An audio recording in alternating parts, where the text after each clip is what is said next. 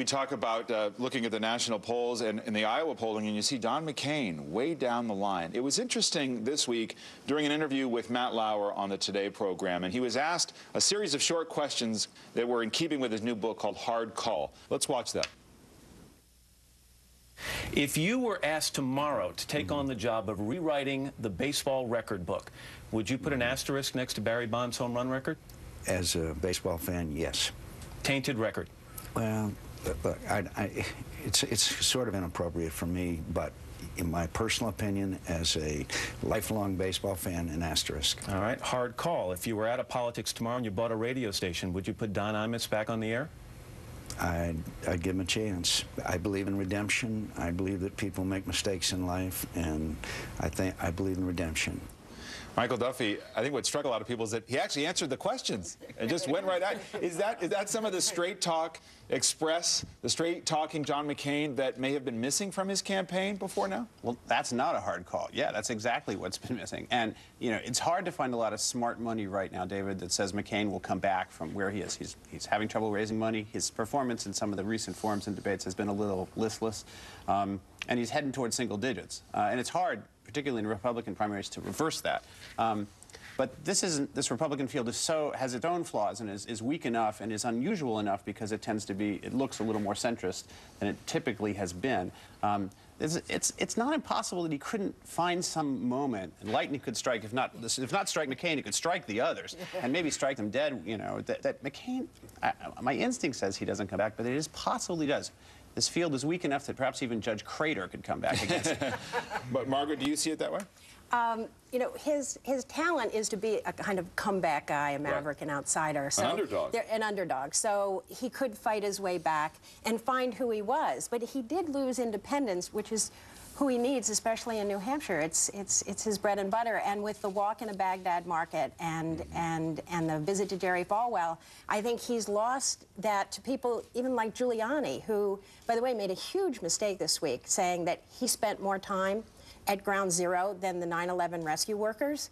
And it made me see that Giuliani now believes his own rhetoric, that he practically, you know, maybe there was a third tower he kept from falling. That's how much he's made 9/11 part of his campaign. The other factor here, of course, is Fred Thompson, who's not even officially in the race. And Byron, you have a cover story for the National Review on Fred Thompson, and this is how you reported a portion of it. Altogether, there's no doubt that Thompson is a solid conservative who would govern as one, but it's hard to claim that his positions are terribly different from those of the other conservatives running for the Republican presidential nomination. Instead, what Thompson is betting on is that he will be a more effective leader than the other guys, and that he will be more able to convince ordinary Americans to support his initiatives. But first, he has to convince them to vote for him. First, he has to get into the race officially, I guess. But where is he distinguishing himself, or where can he distinguish himself?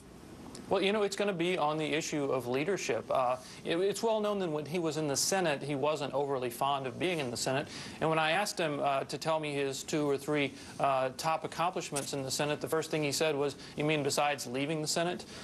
You know, when you go and hear him talk to donors and to groups, he'll talk a lot about entitlement reform, about reforming Social Security. And I said, well, you know, George Bush tried that at perhaps the strongest point in his presidency. He'd just been reelected. He had 55 votes in the Senate, and he failed. So what makes you think that you could do it? And he said, well, that's where leadership comes in. So I think he plans to project an image of a strong Reaganite Republican leader and not as just another senator running for president. But it is difficult, Chuck Todd. I mean, the president had a Republican majority and just come off a very strong re-election bid, and Social Security went nowhere, largely because of the feelings within his own party. It is. I think what's fascinating about Thompson is that he is trying to be the Bush Republican.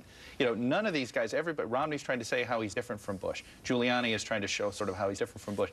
Thompson is basically saying, well, and maybe this is the bet they're making, hey, you know what? Bush is still popular with 65, 70% of the Republican Party.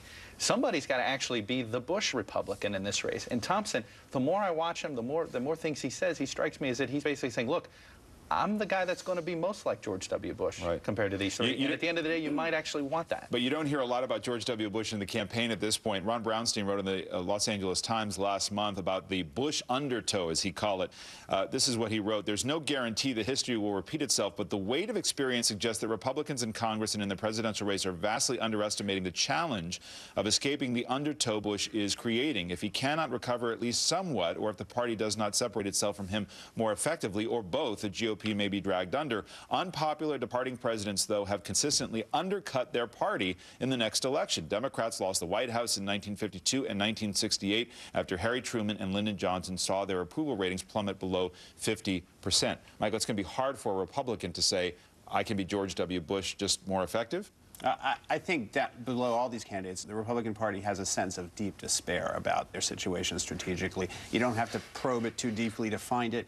Even Thompson's support, which is, though, for a man who hasn't gotten in the race, is holding nationally at about 20%. Some measure of that, I would bet most of it, is a measure of the dissatisfaction with the Republican field. Thompson hasn't gotten in yet. He's sort of a hologram of a candidate, not a candidate yet. People say he's conservative, but we haven't really seen him. So I think that even his candidacy represents the unhappiness with the field. We'll see whether he can, capture it and make something of it if he gets in. But there's no question that this is a party that is, as I think Huckabee says, is in crisis. Chuck is right. They aren't mentioning, the Republican candidates are not mentioning Bush, but they're not exactly pulling away either. I mean, 75% of Republicans still support Bush Cheney when you ask that question in polls, and you wonder who they are, but they're there. And so you're not going to see a huge break, I don't think, with Bush during the primary. And you talk about the pro-lifers in Iowa being suspicious of Romney. I think it's because they're actually waiting for Senator Thompson to actually get in, who has better credentials except for representing that pro-choice group, than Romney does. There's this holding of breath. There's this suspension, waiting for Senator Thompson to get in. Byron, do you think that Mitt Romney is campaigning as effectively as he could be? Is he presenting the real Mitt Romney in the sense of what his experience really suggests when it comes to being a problem solver, being an effective business person, turning around the Salt Lake City Olympics, or is he spending more time trying to position himself to court the right wing of the party? Yeah, well, there's two things. One, he really is positioning himself as the candidate of change. I mean, yesterday he said several times, what we need now is change. Change begins here in Iowa, and we need a government in Washington that can get things done. And he's talking about George W. Bush there. There's no doubt about it, even though he does praise Bush for keeping the United States safe since September 11th. But as far as campaigning correctly, there was one instance here in Iowa when he showed a little of his personal self. He was on with one of these radio talk show hosts who was very, very critical of him over the issue of abortion and on the Mormon Church.